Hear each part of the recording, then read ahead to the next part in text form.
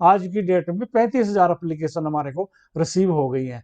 तो इसका मतलब ये है कि फॉर्म तो भरे जा रहे हैं। किसी इंडिविजुअल किसी कैंडिडेट को अगर प्रॉब्लम आ रही है तो वो मेरे को व्हाट्सअप करे, और मैं व्हाट्सएप पे जो इसको सोल्व कर सकता है टेक्निकल पर्सन वहाँ, उसको उसका मोबाइल नंबर भेजूंगा और खुद भी फॉरवर्ड करूंगा उसको कि बच्चों को इस तरह की समस्याएं आ रही है। ठीक है सर।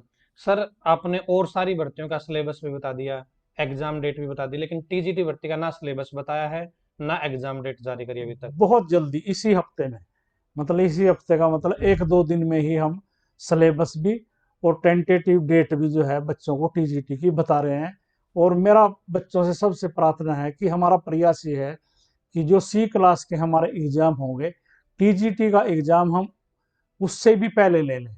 तो ये मान के चलें आप, अप्रैल के लास्ट में या अप्रैल के मिड में हम टीजीटी का एग्जाम लेने जा रहे हैं। सर, जैसे अभी आपने बताया कि अप्रैल के लास्ट में या मई के स्टार्टिंग में एग्जाम ले लेंगे, सिलेबस अभी तक बच्चों को मिला नहीं, क्या पता आप नया पैटर्न वहाँ पे सिलेबस नया डिसाइड कर दो। नहीं नहीं, ये मैं आपके माध्यम से भी और बाकी सोशल मीडिया के माध्यम से भी मैं बार बार बता चुका हूँ कि अब की बार जो टीजीटी का हम एग्जाम ले रहे हैं उसमें 70%, 60 से 70% हम सब्जेक्ट का ले रहे हैं, और 30% में हम बाकी हरियाणा की जीके, 10 में कंप्यूटर, और जो अवेयरनेस के वो है वो सिर्फ पार्ट 30% है। जैसे कोई हिंदी का किसी को टीचर लगना है तो हिंदी का लिटरेचर, हिंदी की व्याकरण, हिंदी के गद पद सद, ये सब ऑथर कौन है उसके, तो इसी से सिलेबस आपका 70% आने वाला है। ये बात मैं लगभग 6 महीने पहले कह चुका हूँ।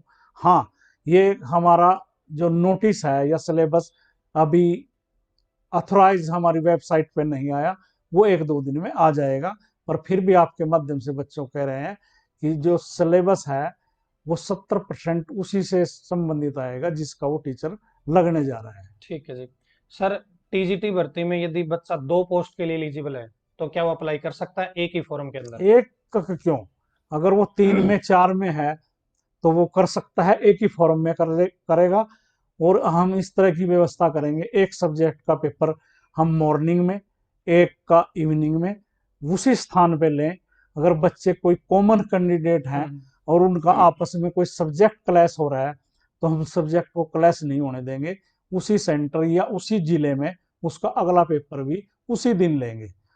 एक क्यों, 2 या 3 4 जितने में भी वो क्वालिफाई करता है तो वो कर सकता है। ठीक है जी, ये बहुत अच्छा स्टेप है जी आपका। दूसरा सर, अभी जो फॉर्म भरे जा रहे हैं उनमें कुछ बच्चों से गलती हो जाती है, पोस्ट भी अप्लाई होती है, लेकिन वो एरर हो जाता है, कुछ ना कुछ मिस्टेक हो जाती है। तो क्या बच्चा नया फॉर्म भर सकता है? नहीं, बच्चों ने नया फार्म नहीं भरना है।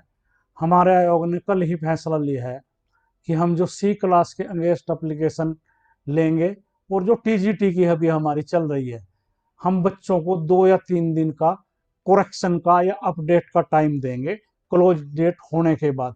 तो वो अपना जो अपडेट करना है उसने या कोरेक्शन करनी है उन 2-3 दिन में कर सकते हैं, क्योंकि उनकी कोरेक्शन का या अपग्रेडेशन का जो वो खुलेगा सिस्टम तो उन्हीं दिनों में खुलेगा। अभी उसका खुल नहीं रहा है कोरेक्शन का। हाँ जी, अब तो एडिट नहीं हो रहा जी। जी जी। चलो ठीक है सर। जेबीटी भर्ती, जैसे मेवात कैडर की बता रहे थे जी कि 950 के पास वैकेंसी खाली पड़ी है, और आपके पास एक बार आई भी थी।